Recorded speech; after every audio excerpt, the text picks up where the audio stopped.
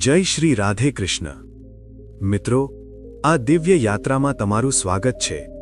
હે કૃષ્ણ, જે પણ ભક્ત આજે આ વાણી સાંભળી રહ્યા છે તેમના જીવનમાં તમારી કૃપા બની રહે અને દરેક મુશ્કેલી દૂર થાય. તો દોસ્તો, આવો વિલંબ કર્યા વિના શ્રી કૃષ્ણના અમૃત ઉપદેશોની આ અદ્ભુત યાત્રા શરૂ કરીએ. શ્રી કૃષ્ણ કહે છે, માણસ સાધનોથી નહીં પણ સાધનાથી શ્રેષ્ઠ બને છે, ભવનોથી નહીં પણ ભાવનાથી શ્રેષ્ઠ બને છે, ઉચ્ચારણથી નહીં પણ પોતાના ઉચ્ચ આચરણથી શ્રેષ્ઠ બને છે. એટલે દેખાડો છોડીને પોતાને એક સારો માણસ બનાવવા પર ધ્યાન આપો.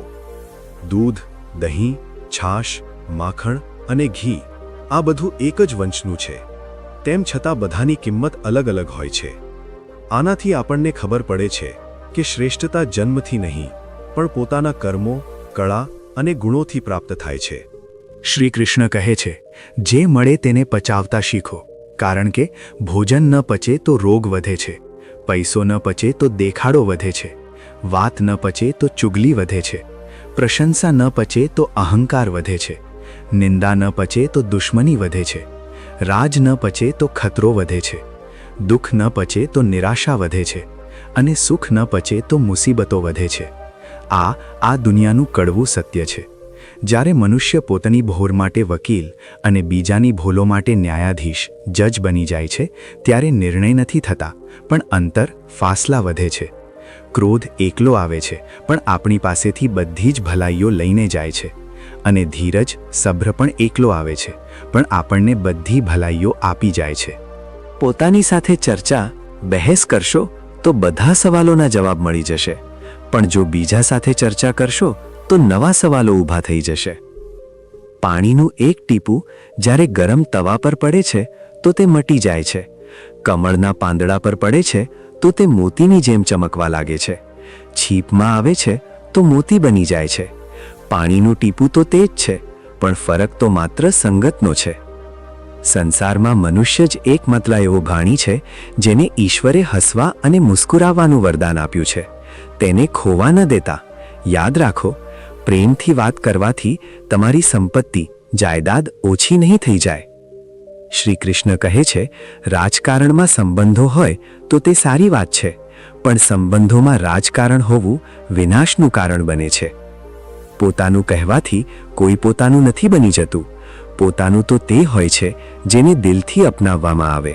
શ્રી કૃષ્ણ કહે છે કે જીવનમાં હંમેશા બે લોકોથી દૂર રહેવું, એક વ્યસ્ત માણસ અને બીજો ઘમંડી. કારણ કે વ્યસ્ત માણસ પોતાની મરજીથી વાત કરશે અને ઘમંડી માણસ તમને પોતાના સ્વાર્થ માટે યાદ કરશે.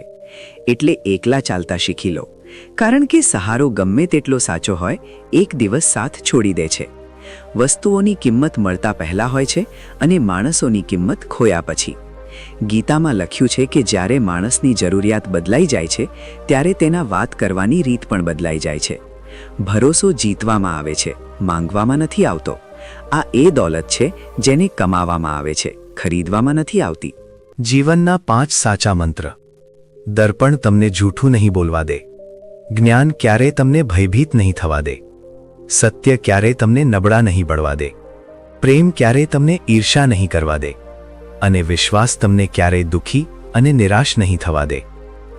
શ્રી કૃષ્ણ કહે છે કે કોઈને પણ કંઈ પણ સમજાવતા પહેલા ચોક્કસ સમજી લો કે સામેવાળી વ્યક્તિ તમારી વાતને સમજવાને લાયક છે કે નહીં.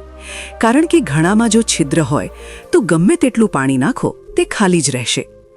શ્રી કૃષ્ણ કહે છે કે એવા વ્યક્તિનો સાથ ક્યારેય ન છોડવો જેણે તમને આ 3 વસ્તુઓ આપી છે: સમય, સાથ અને સમર્પણ. દરેક કામ સરળ બનશે જ્યારે તમારા માતા પિતાના આશીર્વાદ તમારી સાથે હશે. યાદ રાખજો, જ્યારે તમારો સમય આવશે ત્યારે ભગવાન તમને વધારે સારું નહીં પણ સર્વશ્રેષ્ઠ આપશે. ભરોસો ભગવાન પર રાખો, લોકો પર નહીં, કારણ કે દગો લોકો આપે છે, ભગવાન નહીં. માણસને માણસ દગો નથી આપતો, પણ તે આશાઓ, ઉમ્મીદો દગો આપે છે જે તે બીજાઓ પાસેથી રાખે છે. જિંદગીમાં કોઈને એટલી જ પીડા, તકલીફ આપવી જેટલી પોતે સહન કરી શકો, કારણ કે પીડા આપવામાં તો ઘણી મજા આવે છે, પણ જ્યારે પોતાની ઉપર આવે છે ત્યારે રડવું આવે છે. શ્રી કૃષ્ણ કહે છે, કર્મ તારા સારા છે તો કિસ્મત તારી દાસી છે. નિયત તારી સારી છે તો ઘરમાં મથુરા કાશી છે. કૂવામાં ઉતર્યા પછી ડોલ ઝૂકે છે, પણ ઝૂક્યા પછી ભરાઈને જ બહાર નીકળે છે. જીવન પણ કંઈક આવું જ છે. જે ઝૂકે છે તે ચોક્કસ કંઈક લઈને જ ઊભો થાય છે. ઉંમર ગમે તે હોય, જિંદગી રોજ કોઈના કોઈ પાઠ જરૂર શીખવે છે. મનનું ના થવા પર શા માટે રડો છો? જે લખ્યું છે તે થઈને જ રહેશે. ઈશ્વર એક રસ્તો બંધ કરે છે તો પહેલાં ઘણા રસ્તા ખોલી દે છે. ઉનાળાની ઋતુમાં પાંદડા સુકાયા પછી પણ પક્ષીઓ માળો નથી છોડતા, કારણ કે તેઓ પણ જાણે છે કે ફરી વસંત આવશે અને ઝાડ પર નવા પાંદડા આવશે. જે થઈ રહ્યું છે તેને ભૂલીને નવી શરૂઆત કરો. યાદ રાખો કે જેનું કોઈ નથી તેનું ઈશ્વર હોય છે. નાની મોટી ઘટનાઓથી નિરાશ ન થાઓ. યાદ રાખો, જે ચંદન ઘસાઈ જાય છે તે જ ભગવાનના મસ્તક પર લગાવવામાં આવે છે, અને જે નથી ઘસાતું તે માત્ર બાળવાના કામમાં આવે છે. આપણે કરીએ છીએ કંઈક બીજું, બોલીએ છીએ કંઈક બીજું, વિચારીએ છીએ કંઈક બીજું અને બતાવીએ છીએ કંઈક બીજું. પણ આપણી હકીકત કંઈક અલગ જ હોય છે. આટલા બધા ચહેરા લઈને આપણી જિંદગીમાં ખુશી અને સફળતાની શોધ તો શું આશા પણ ન રાખી શકીએ. જ્યારે દિલમાં મેલ, સ્વભાવમાં જિદ અને શબ્દોમાં મુકાબલો આવી જાય છે, ત્યારે આ ત્રણેય જીતી જાય છે. ત્યારે હારે છે તો માત્ર સંબંધો. પીડાઓ અને દુઃખોમાં ધીરજથી કામ લો, કારણ કે સોનાને આગથી કસોટી થાય છે અને માણસની પીડાઓ અને દુઃખોથી. જ્યારે જિંદગીમાં શાંતિ, સુકૂન ઓછી થઈ જાય ત્યારે પ્રાર્થનાનો સમય વધારી દો અને ઈશ્વર સાથે વાત કરો. તમારા દુઃખોમાંથી બહાર નીકળવાનો રસ્તો તેમની પાસેથી જ માંગો. પોતાના ઈશ્વર સાથે તમારી નબળાઈઓનો સાચા મનથી ઉલ્લેખ કરો. તે તેમને તમારી તાકાત બનાવી દેશે. યાદ રાખજો કે મુશ્કેલીઓ આપનારાઓથી મોટો હોય છે મુશ્કેલીઓમાંથી બહાર કાઢનારો. જિંદગીને ખુશ રહીને જીવો, કારણ કે રોજ સાંજે માત્ર સૂરજ જ નથી આથમતો, પણ તમારી અમૂલ્ય જિંદગી પણ આથમે છે. જેણે સાથ આપ્યો તેને તમે સાથ આપો, પણ જેણે તમારો ત્યાગ કર્યો તેને તમે પણ ત્યાગ કરી દો. બીજાની જિંદગીમાં ડોક્યું કરવાથી કંઈ નહીં મળે. વિશ્વાસ કરો, તમારી જિંદગીમાં ઘણું બધું એવું છે જે રાહ જોઈ રહ્યું છે કે તમે તમારી જિંદગીમાં ડોક્યું કરો. માતા પિતા સાથે તમારો વ્યવહાર, સલૂક એ વાર્તા છે જેને લખો છો તો તમે, પણ તમારું સંતાન તેને તમને વાંચી સંભળાવે છે. જેમ જેમ ઉંમર વધે છે તેમ તેમ આપણને એ અહેસાસ થવા લાગે છે કે આપણે નક્કામાં જ કેટલાક લોકોને અને કેટલીક વાતોને મહત્ત્વ આપી દીધું, જેનું આપણા જીવનમાં કોઈ યોગદાન હતું જ નહીં. જીવનમાં અડધું દુઃખ ખોટા લોકો પર આશા રાખવાથી અને બાકીનું અડધું દુઃખ સાચા લોકો પર શંકા કરવાથી આવે છે. એક ખોટા પાસવર્ડથી જો મોબાઈલ ન ખુલી શકે તો ખોટી રીતે જીવન જીવવાથી ખુશીઓના દરવાજા ભલા કેવી રીતે ખુલશે?